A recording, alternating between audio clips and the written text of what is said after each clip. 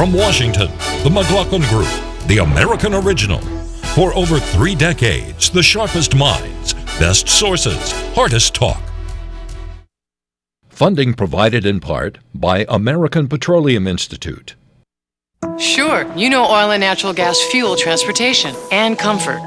Bet you didn't know oil and natural gas fuel American jobs. 9.2 million of them. Now that's fuel for our economy. Log on to learn more.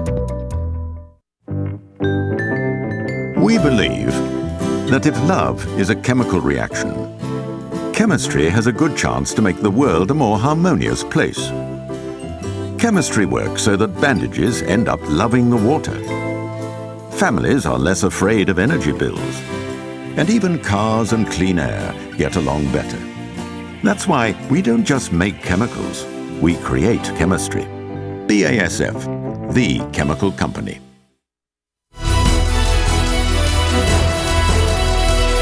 Issue 1, Petraeus Unbound.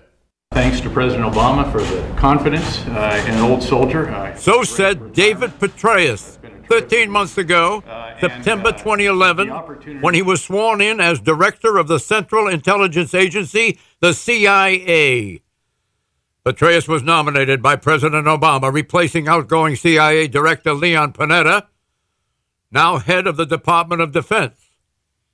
But Petraeus suddenly resigned 1 week ago over, in Petraeus' own words, a quote-unquote extramarital affair. The woman in question, Paula Broadwell, who's also married and co-wrote a 400-page biography of General Petraeus last year, when Petraeus was still the top commander in Afghanistan. It is a portrait of modern warfare, and I tried to show in the book how his ideas are playing out on the ground through the portraits of 3 battalion commanders. Petraeus still has a stellar reputation, a 4-star general with a 37-year military career. He was chosen by President George W. Bush to oversee the surge strategy in Iraq in 2007. He was sent by President Obama to be the top commander in Afghanistan, heading ISAF, the International Security Assistance Force. So, how did this affair come to light? When this woman, Jill Kelly, a married Tampa-based socialite, complained to the FBI that she was receiving harassing emails from an anonymous sender. She registered the complaint this past summer. The FBI investigated and in the process discovered the sender was Paula Broadwell, and also that Broadwell had had an affair with Petraeus. The emails to Kelly stemmed from Broadwell's apparent jealousy of Kelly's relationship with Petraeus. There is no evidence that Kelly had an affair with Petraeus. The Kelly family acknowledged that they were friendly with the Petraeus family. By late October, under questioning from the FBI, both Petraeus and Broadwell had admitted to the affair. On November 6, Election Day, the FBI notified the Director of National Intelligence, James Clapper, of the affair. Clapper advised Petraeus to step down, and within days, Petraeus did. Question, is there more to this affair than meets the eye? Pat Buchanan. I don't think there's a great deal more than what we already know, John. A lot of people are attacking the FBI for investigating those harassing emails running to the source. But once the FBI did, and they found out, A, that the CIA director was having an illicit affair with this woman who was sending emails, and that it was David Petraeus, I think they had to follow up. They probably got the approval of Mueller, the head of the FBI, to follow up. And when they did, they're looking at documents that Ms. Broadwell has. And I think it really is a legitimate thing to follow up on for these reasons. Petraeus, you had a potential scandal there that would blow him up and blow him out of his career, which it did. Secondly, he's a potential target of blackmail if he's having an illicit affair. Third, there's the potential that you're compromising security here. And fourth, with due regard to the general, who has a magnificent sterling record, this was a juvenile act and an act of really that unrealism and folly, that it's hard to believe in a 4-star general that he would behave like this, running along the river with his girlfriend and all the rest of it.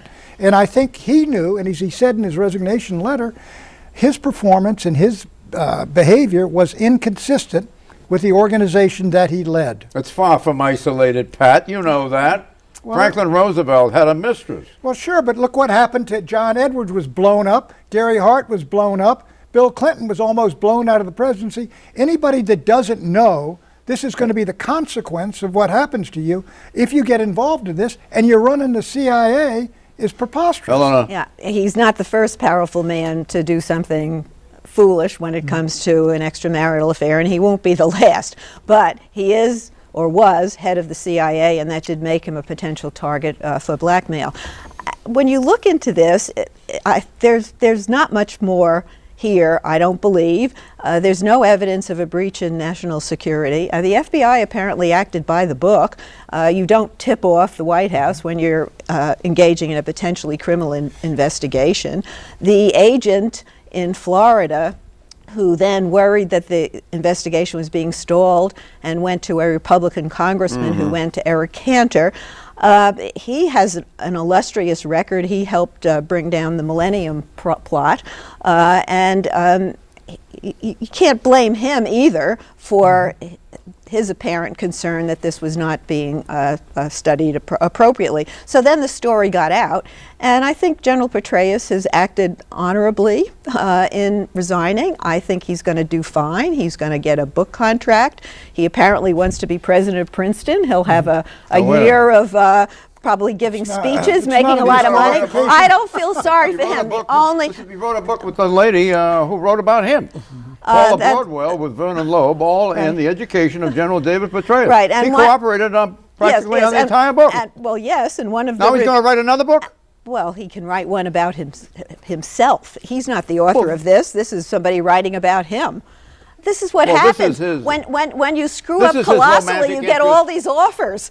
That's the way America works, apparently. The book is very, very favorable to. One of the reviews said it's not written by a reporter; it's written by an acolyte, and you know, obviously she thinks very highly of him. Well, is there a dark side to Petraeus? I don't see it. Getting back to your original question, I didn't say there was his career. You said, is there more to this? But he can't. But he can't He was continue. in charge of the Afghanistan command. He was Baghdad operations. He was the leader of the Central Command. He was been CIA director. He's been leader of the counterinsurgency doctrine. NATO Meritorious Service Medal awarded to him. He's one of the most 100. He can't continue in the job that he has with a different set of rules for himself and everybody else who works for him. He knew that. He resigned. The president accepted the resignation. End of story. You said, is there more to this? We cannot talk about this affair without talking about Libya and Benghazi. All of this was going on. He knew the FBI was investigating him for this affair while he was talking to Congress about what happened on September 11th in Benghazi. And during the initial report to Congress in early September, he told them he felt it was a spontaneous attack, not a result of terrorism, and that this had nothing to do with Al-Qaeda. He didn't mention that at all. And now he knew they were investigating him for an affair. So when you say, is there more to this, it does raise the question about whether there's a possible connection between what he said to Congress and what he knew the FBI was investigating. Were they trying to shut him down in his testimony to Congress? No. Did he go the party line? That is a legitimate question. Now, the man who would be doing that logically is James Clapper. Who is James Clapper? The National Defense Intelligence. DNI. The DNI, Director of National Intelligence. Clapper didn't want him to say anything about the Benghazi rollout. Because it was so damaging to the CIA. Well, because it's damaging to the presidency, and we are talking 2 months before an election. So it was important for him to support the president when he talked to Congress. So therefore, this is an extenuation of that. John, he still wants to shut him down on that. No, John, the question Susan is raising is a very, very important one.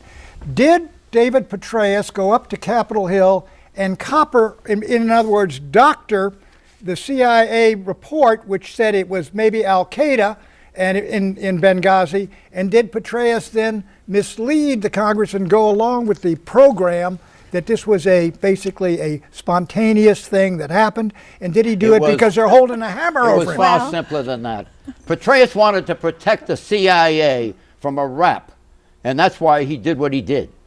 John, that's why you asked the question, is we're going to learn more? We're going to learn a ton more, because there's all these crazy conspiratorial questions swirling around Capitol Hill, especially from Republicans who see some pretty obvious, I mean, we know a lot of facts now. And there's just not a lot of mystery here, and there's really not a lot of suspicion. What are these wicked Republicans doing? Well, look. We had from 1968 to 1979 5 ambassadors killed in the line of duty. Do you remember headlines and investigations into screw-ups? I don't. We only, after the 1979 hostage crisis in Iran, did we begin to say, oh my God, it's a challenge to American honor and dignity if a diplomat gets hurt or killed. And we've had no ambassadors killed since 1980. Well, there are some. Now a guy dies, which is horrible. But it's not a scandal. It's a brave man caught in a bad situation, and I don't believe. But you're overlooking important things. Let Eleanor in. Yes, Pat. There are some legitimate questions, and Thomas Pickering, a Reagan appointee diplomat, is heading an investigation. There will be a report in December. Even the most partisan people say there's no connection between Benghazi and sex. You're saying that Petraeus is having this affair to cover up Benghazi. I mean, the fantasies that are evolving Let's from get this back are to totally Benghazi. insane. Let's get back to Benghazi. Here's the problem.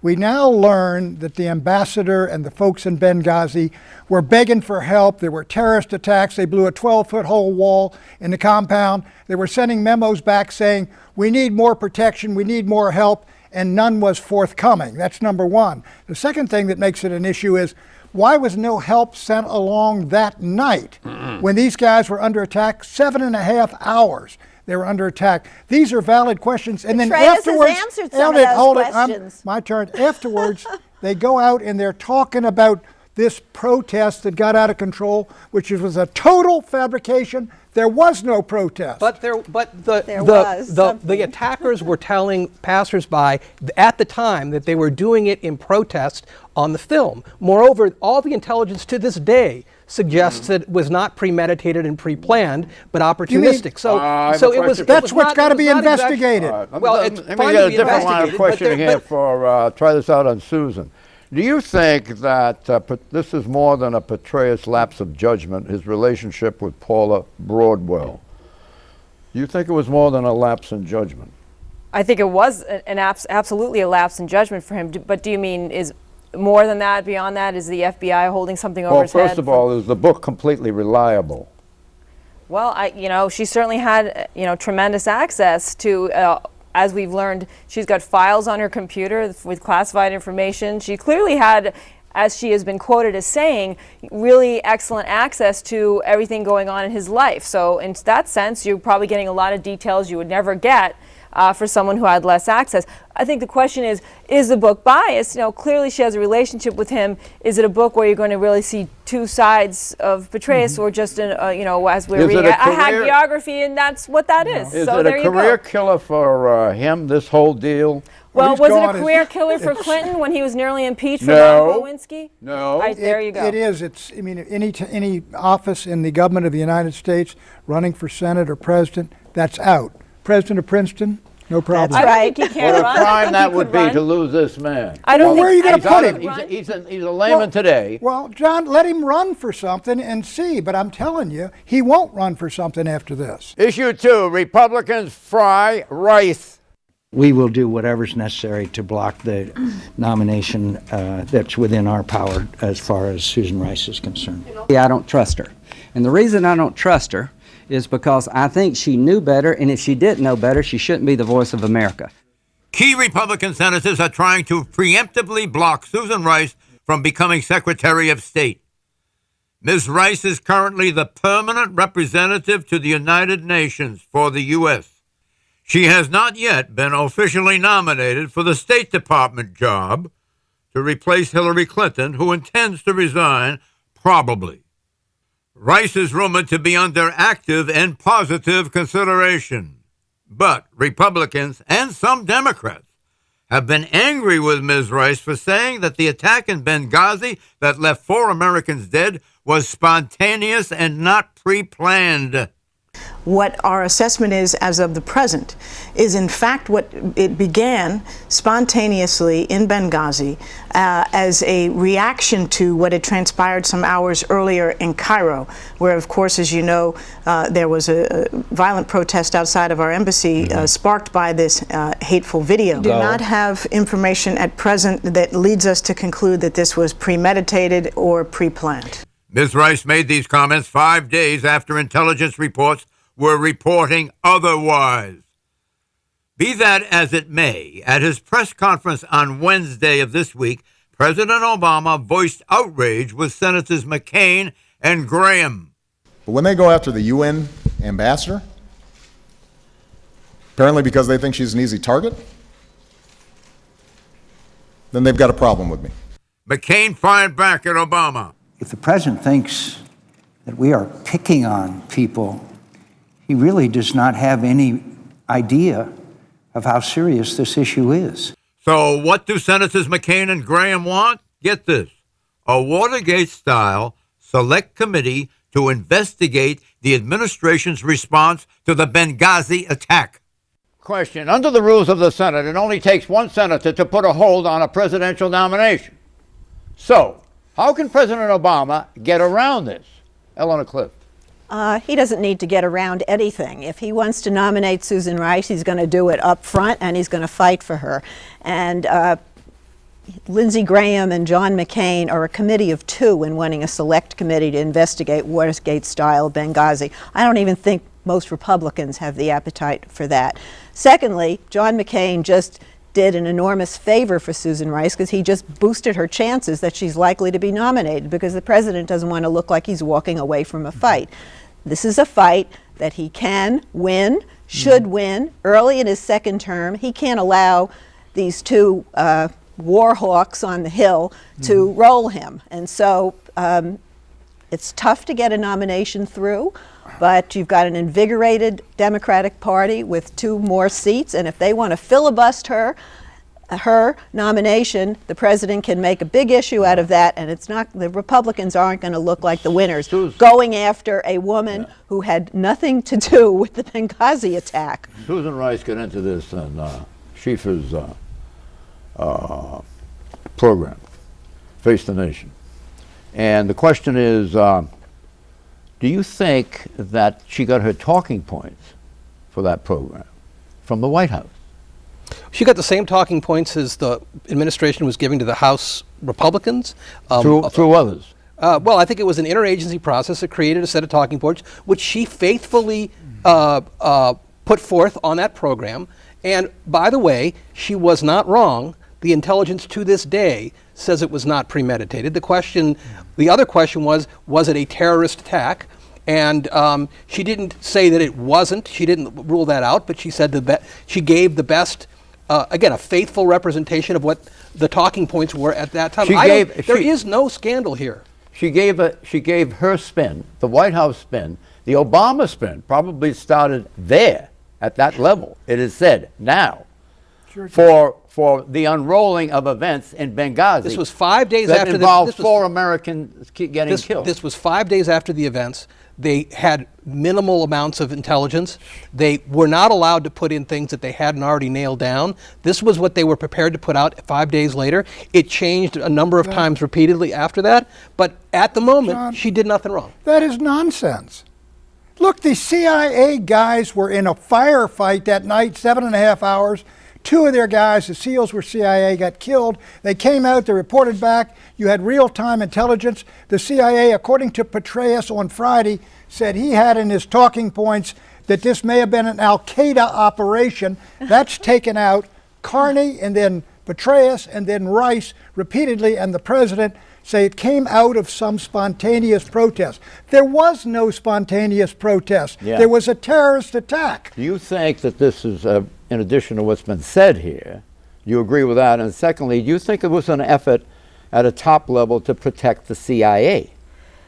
Well, what you're seeing now on Capitol Hill that relates to all of what you're asking is that Republicans are trying to buck this sort of attitudinal trend that you're echoing, which is nothing to see here. This was nothing. This was nothing. So that's why McCain and Lindsey Graham and Kelly Ayotte, who's a woman, so not just party of two, and others on the Hill. There are others. I'm on the Hill every day, and I will tell you there's Republican support. You don't have a vote on the Hill, though, Susan. However, I've interviewed many Republicans, so it's not just 3 people who say if you don't have one special group investigating this, special committee, there's no way you're really going to get to the bottom of why 4 people were killed and why we did nothing to protect them. And now we're trying to make it look like, oh, we're just picking on Susan Rice. She went out there and said on many different talk shows something that was absolutely patently false. Also, and so now she wants to be secretary. She was scripted and sent out on 5 shows to put out a phony, false line that when you look back and know what they knew, 12 hours later, it was Pat, utterly false, John. Who gave her the phone? Do you think they're going to get that special committee similar to Watergate? May be right on. Look, the Democrats control it. The Democrats control the Senate. The Democrats control the Senate. The Defense Department put out a timeline. Petraeus has said that there wasn't enough time to get anybody there to help the people who were on the ground. What about that? Can that stop it dead? There will be a report in December. Let's wait on that. The Democratic Party controls the Senate. I don't think you'll get a select committee. But there's a lot more. Let me tell you what. If they nominate her, this will be the bloodiest battle since Robert Leffingwell, John, in Advise and Consent, was nominated for Secretary of State in that movie. No, it'll be the bloodiest fight since John Tower over alcoholism. Do you think it can be stopped? I mean, there's going to be investigations, but when John McCain comes out in the middle of when he's supposed to be sitting in on a classified briefing and goes in front of the cameras, he undercuts his side's seriousness about whether they actually want to get to the bottom of this or they want to turn this into a pseudo scandal. And it's another cylinder, it's another Fast and Furious. They haven't gotten anything on them yet, and they think they can make this. Issue 3, high noon. Every voter out there understood that was an important debate, and the majority of voters agreed with me. By the way, more voters agreed with me on this issue than voted for me. What issue was that, sir? When it comes to the top 2%, what I'm not going to do is to extend further a tax cut for folks who don't need it. Those tax cuts are for people who make more than $250,000 a year. The party's over. December 31 is high noon. Bush tax cuts expire at midnight. Taxes go back up. Taxes had been lowered for a limited time when George W. Bush was president, and that time runs out in 6 weeks. The latest budget put forward by President Obama proposes $1.6 trillion in new taxes over the next 10 years from corporations and from wealthy Americans. That's double what Republicans agreed to in closed-door talks last year. I don't expect the Republicans simply to adopt my budget. That's not realistic. So I recognize that we're going to have to compromise. Well, now Republicans are balking. They will not let tax rates go up, but there must be a grand bargain. Republicans will support the elimination of certain deductions and tax loopholes that benefit the wealthy. Speaker of the House John Boehner emphasized that hiking taxes on these wealthy Americans will hurt the very people who create the jobs. We are not going to hurt our economy and make job creation more difficult, which is exactly what that plan would do. Barack Obama has made his clearest demand since winning re-election.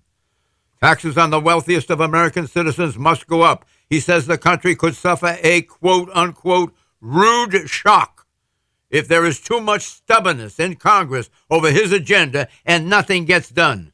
He proposes this first step. Step number 1 that we can take in the next couple of weeks: provide certainty to middle-class families. 98% of families who make less than $250,000 a year, 97% of small businesses, that their taxes will not go up a single dime next year. Give them that certainty right now. We can get that done. Question, who will blink first? How will this be resolved? Paul Glasters. Both sides have an incentive, even though they're saying the opposite, to wait till after the first of the year. After the first of the year, the tax rates go back to pre-Bush levels. In other words, they go up. That way, President gets his tax increase on the wealthy. And the Republicans don't have to vote for a tax increase. They would be voting for a tax cut. I think, John, that may be what happens, but my feeling is the jolt to the economy, if all these taxes hit, I mean, payroll taxes and Bush tax cuts going and all the rest of it, Obama will be in the catbird seat because then he can offer the middle class tax cut. But I do think this. President Obama's pushing it. The Republicans will go along. They say, we won't raise rates, but go ahead and take some of the loopholes and deductions, cap them or cull them or cut them, and that way you get more revenue from the wealthy. They're willing to go along. John, one thing you ought to remember here, some of these Democrats, you take the guy Trump and the other guys, they say, we won this election. We're not going to let you cut Medicare, Medicaid, Social Security, the programs that our party has put together. You're not going to slash those. Obama could have as much trouble from his left wing of his Democratic Party as he does from the right wing of the GOP. Yes, of course. And Trump heads up the AFL-CIO. Yes, right? the interest groups are digging in on both sides to hold the line, and the president cannot back down on getting more revenue from the rich. Why did Obama double the revenue target from $800 billion that he wanted in negotiations with Boehner 2011? Why did he double it to $1.6 trillion now? Because I think he wanted to move the number up to give him more bargaining power. I do think that both sides are going to try to work something out before the end of the year because they are all worried about the impact on the economy, not just in January, but right now while you're watching the stock market and others negatively react to the fact that they are fearing this fiscal cliff. He must have known that this $1.6 trillion is a far more realistic number in view of the objectives. Why didn't he mention it a month ago? Well, for an obvious reason. For a very obvious reason. Because he wanted to get elected. President Obama will nominate Susan Rice as Secretary of State. Nope, he will back down. He won't back down. He will back down and not nominate her. He will not nominate her. He will back down. Happy Thanksgiving. Gobble, gobble. Funding provided in part by American Petroleum Institute. What's up with the future of natural gas? Well, just look down. Deep underground. That's where America's safely recovering more than a century's worth of clean natural gas. Plentiful, secure, and all-American. Energy from shale. Log on to learn more. We believe that if love is a chemical reaction, chemistry has a good chance to make the world a more harmonious place. Chemistry works so that bandages end up loving the water. Families are less afraid of energy bills. And even cars and clean air get along better. That's why we don't just make chemicals, we create chemistry. BASF, the chemical company.